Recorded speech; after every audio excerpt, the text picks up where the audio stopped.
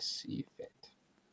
I'm going to talk about IU and I'm going to talk about Ohio State. I think it's the premier game of the weekend. Obviously, there's a Heisman on the line. I believe I've said it for a while now. Again, these are the two best teams in the country, and we get an opportunity to see them play each other before the playoffs start. I think that's just fun.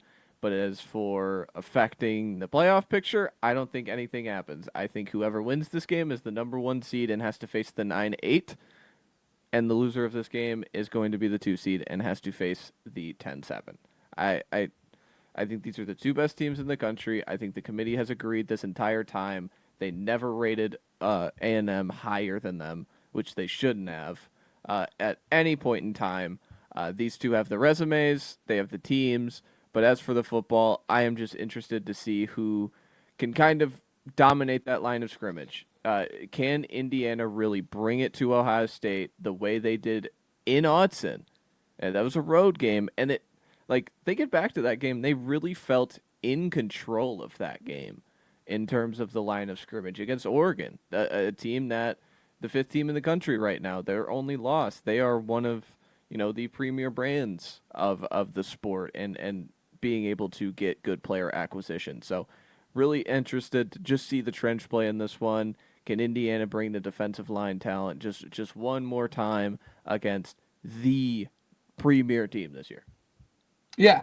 Again, it's and we've often said this about IU, but it really is a tale of two completely different teams. Like IU is known for being the ragtag group. I think Fernando Mendoza leaned into it a little bit, but he has said like we're the group of misfits. We're the group. We're the team that nobody wanted. This is where everyone came to die, and look at where we're at now.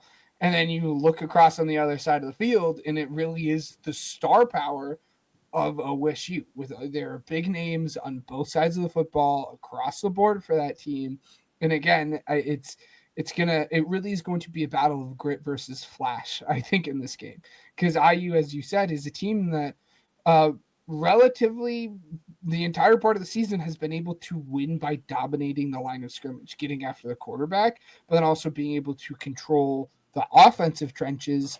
And again, it's easy to look at IU and be like, oh, they have what right now is the Heisman front runner Fernando Mendoza, but really the engine of this team is the run game and Lee Yep. Beebe, Roman Hemby, and all of those guys. So it just again, Kalen it's going to be Black. interesting. Yeah, it's going to be interesting to see uh, who wins the trenches. And again, I think that's what it comes down to. If IU can kind of keep OSU's defensive line in check and open up those run games, and then if they can force Julian Sayin into doing some stupid stuff. We had talked about Julian Sayin being relatively smart with the football, but is due for a stupid play once every game. We even saw it at the Michigan game. And just see if that offensive or defensive line front seven can create a little bit of havoc and force Julian Sand into doing stupid stuff. With that being said, if you are really confident in the OSU line, I would grab it now in the 4.5. This line has fluctuated like no one's business Yeah. over the last 3 days. At one point, I saw it as high as 8.5. Now it is Whoa. all the way down I at didn't see that. 4.5. At one point, it was 7.5, 6.5. I don't think I ever saw it at 5.5. But this line has like fluctuated across the board. Obviously, a lot of that just has to do with people putting money down on certain teams on either side of the line. But if you feel confident one way or the other, right now is the time to bet on this game because Lord knows 2 days this line is going to look something completely different than the 4.5. Um, as much as I want to root for the Hoosiers, we've said all season long. I think OSU is the best team in the country. Um, and I think I'm betraying a lot of my Hoosier fans and natives here, but I do think OSU wins this game. Yeah, I this opened. You speaking of, I think what was it? So a I few think it opened at weeks. 7.5. Remember a few weeks ago, it opened like early line. Oh, Early okay. line opened this, and it was like 3.5. And some people Mm-hmm. grabbed the Ohio State 3.5, and it kind of fluctuated from there. And then last week before the Michigan game, It was sitting on 5.5. It is now at a flat 4 or 4.5, depending on your book.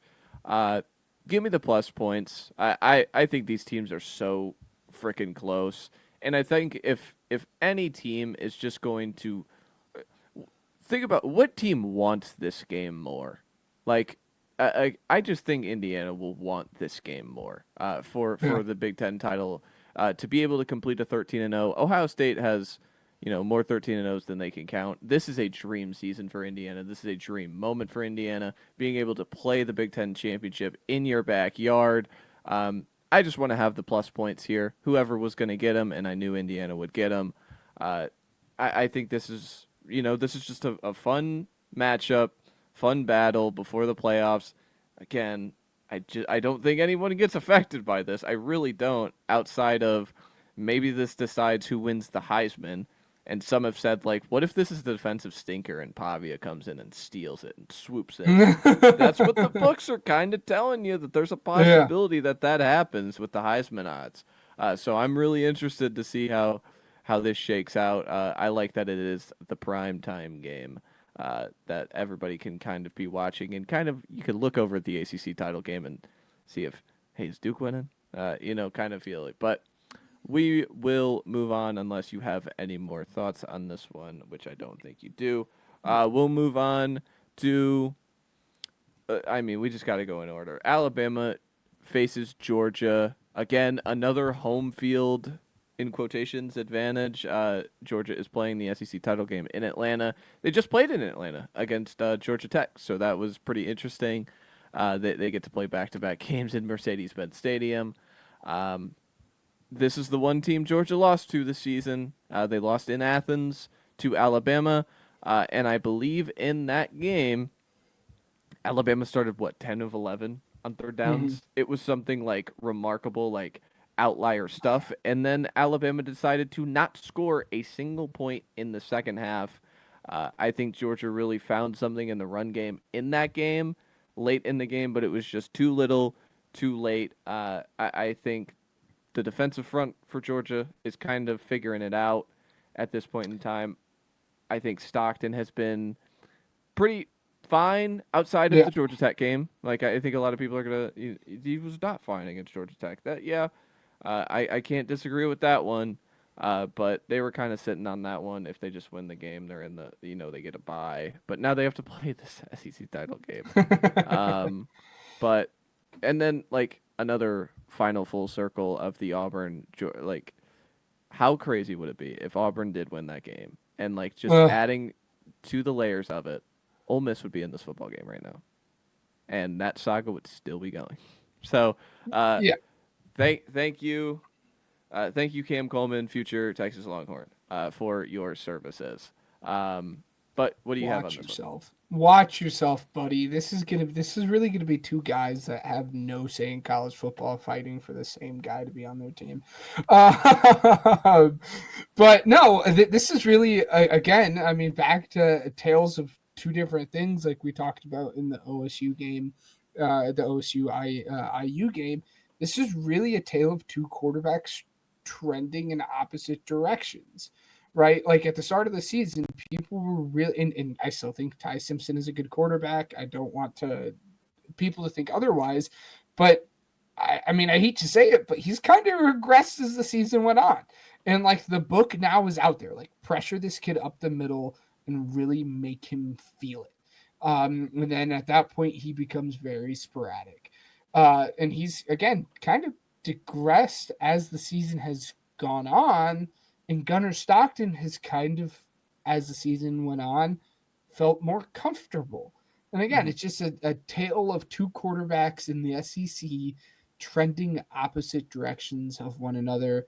Um, I really think Georgia is the better team. Again, I know they have the loss to Alabama at this point in the season, but I think again there's a playbook out there on how to beat Alabama, and I think Georgia, as we've seen so much throughout the history of the last 10ish years, is a team that can really do it. And I think Georgia I think Georgia probably covers. I really, I think it's a good line. I Georgia, I'll take Georgia money line. I'll say that. This is a boogeyman game for Kirby Smart. He is lost in this game. What is it? 3 times to Alabama. He Hmm. is 3-1 against teams not named Alabama in this game. So again, this is a boogeyman game for him. I think this is a chip on the shoulder game for him. Uh, again, whenever I pick Georgia, they lose. But I'm still swinging with Georgia. I think this is a monkey off the back game. There's a bye on the line. And maybe there's a top 2 seed on the line. Who knows? Like, again, maybe I could be wrong. And just for the sake of flipping rankings, the Georgia gets the 2 seed and IU or Ohio State get the 3 seed because they just lost a game and Georgia won a game. It's just 5, check. But I do think Georgia is the better team right now. And yeah, and I'm picking against the better quarterback on a neutral site game. I don't do that often. So we'll see how this transpires. We move on